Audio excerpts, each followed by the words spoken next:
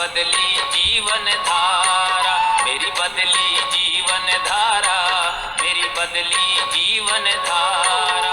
बड़ सत्यारक प्रकाश हुआ मेरे मन में उजियारा, मेरी बदली जीवन धारा।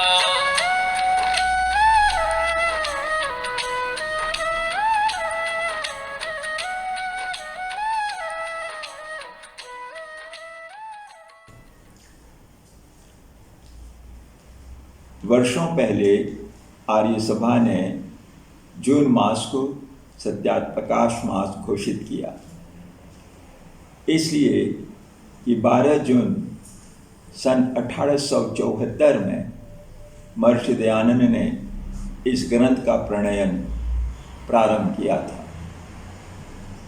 यह ग्रंथ क्रांतिकारी विचारों से भरा पड़ा है।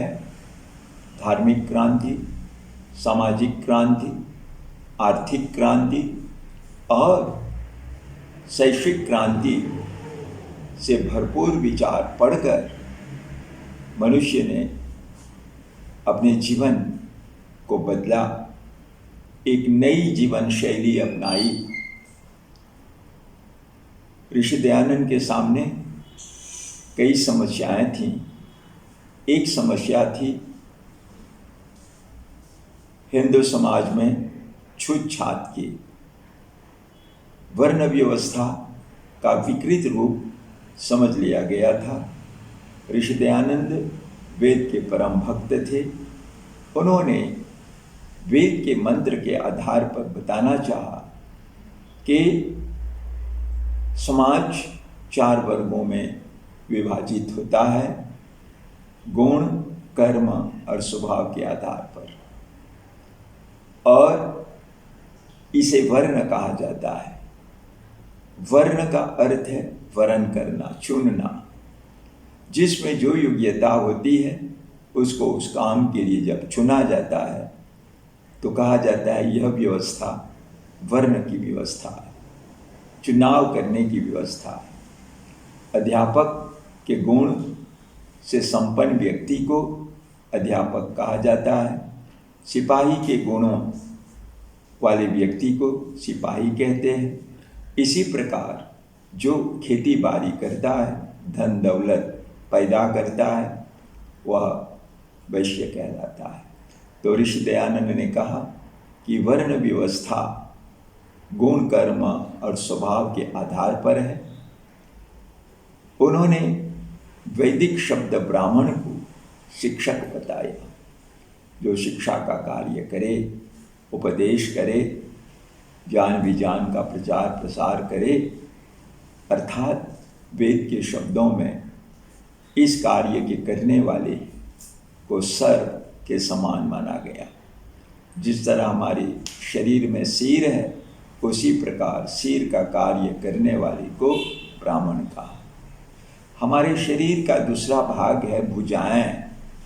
इन भुजाओं से हम रक्षा का काम करते हैं। ऋषि दयानंद ने कहा कि समाज में जो रक्षक हैं, रक्षा संबंधी कार्य में जुड़े हैं, उनको क्षत्रिय कहना है।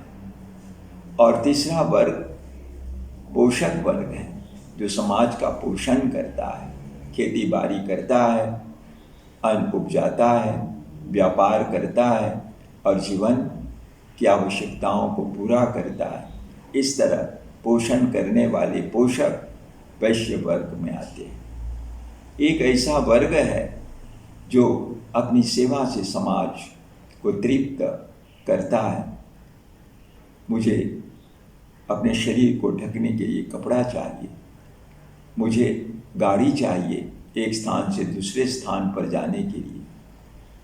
इन सब कार्यों के करने वाले, सेवा के कार्यों में लगने वाले को ऋषि दयानंद ने कहा ये उसी प्रकार है जिस तरह हमारे शरीर में पाँव होते हैं, पाँव के बल पर पूरा शरीर खड़ा होता है। इसी प्रकार ये सेवक पर समाज की सेवा करके निर्माण करते हैं। अतः सत्याप्रकाश के चौथी समोल्लास में ऋषि दयानंद ने वर्ण व्यवस्था को वेद के आधार पर समझाने का यत्न किया।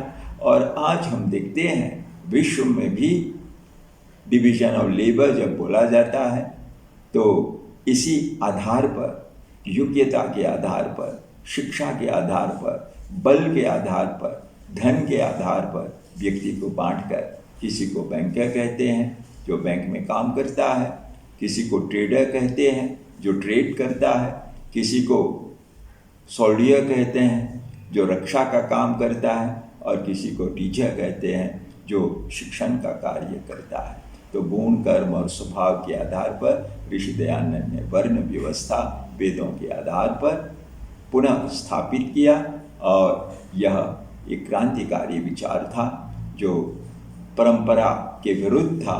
भारत की परंपरा में जो जहाँ जन्मता था वहीं पर उसको नाम दे दिया जाता था कि ये उच्च है और ये नीच है। तो उन्होंने ये भेदभाव को दूर करते हुए कहा उच्चता और नीचता कर्म के कारण है, कर्म करो और उच्च बनो। धन्यवाद।